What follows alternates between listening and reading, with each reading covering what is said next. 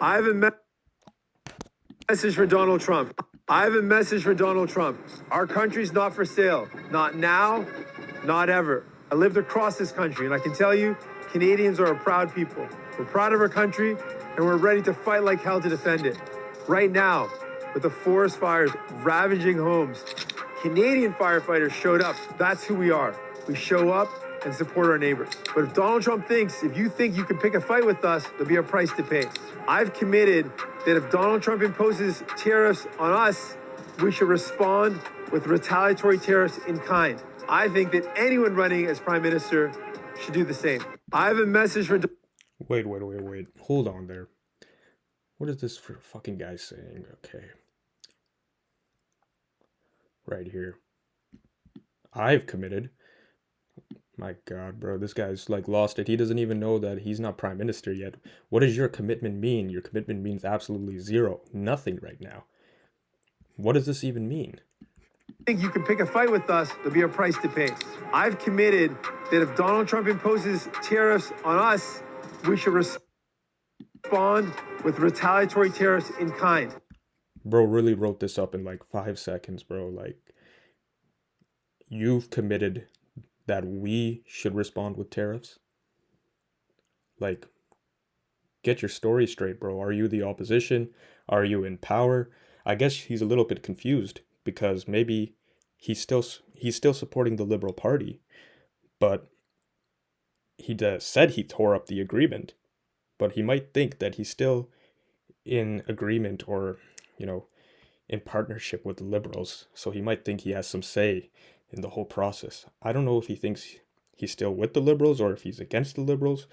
I just think this guy is just really confusing me right here with what he's trying to say. I think that anyone running as prime minister should do the same. That if Donald Trump imposes tariffs on us, if you think you can pick a fight with us, there'll be a price to pay. I've committed that if Donald Trump imposes tariffs on us, we should respond with retaliatory tariffs in kind. I think that anyone running as prime minister should do the same. I have a message. Well, the unfortunate thing is that whoever is running for prime minister will probably not be the one who's going to be making that decision, because whoever is running right now to be prime minister, they're probably going to be in office mid to late 2025, because you have to have the election first. Actually, first you have to have the campaign, which will be called somewhere in March, and then usually a campaign can last about a month. Then after the campaign, you have the election. Then after the election, you have the turnover, which also can take like a month or 2 months in the process.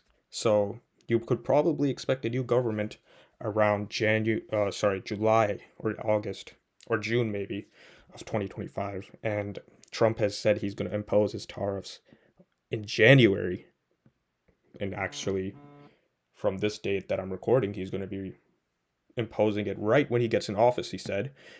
So it's January 13th right now. So he's going to be imposing it somewhere near January 20th, towards the end of the month.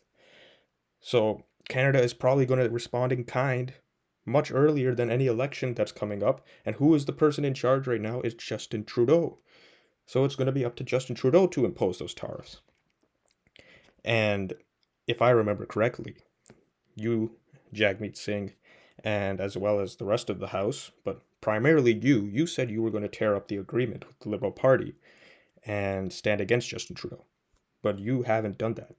And because of your lack of vision and your ambition for your own political future, you have pushed us into a frail position as Canada, because we're not going to have an election till way after these tariffs are imposed, and probably our retaliatory tariffs are being sent back to the United States.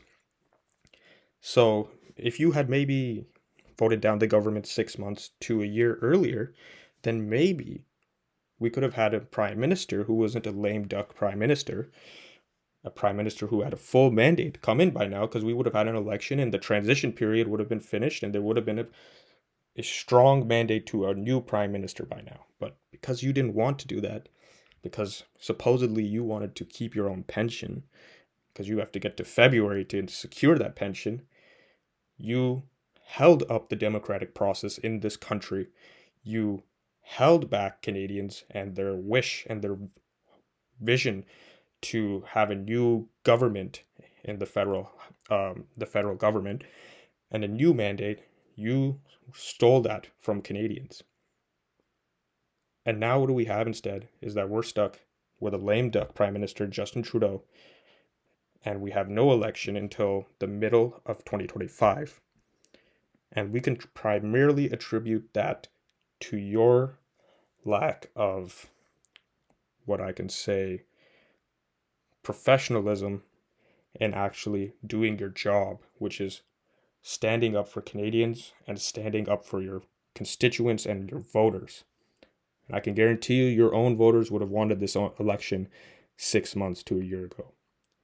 And you owe it to the rest of Canada to take responsibility for this, because you were the one with the power in your hands to vote this government down earlier, and we could have had a solid election time before Trump got into office.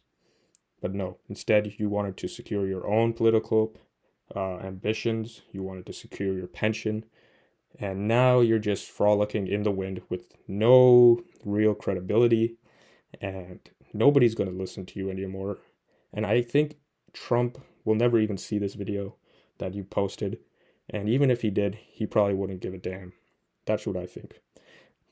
But please let me know down in the comments below what your guys' opinions are on this. Remember to share, like, and also to subscribe. It's very important to me that we reach the next milestone in this journey to keep the government accountable.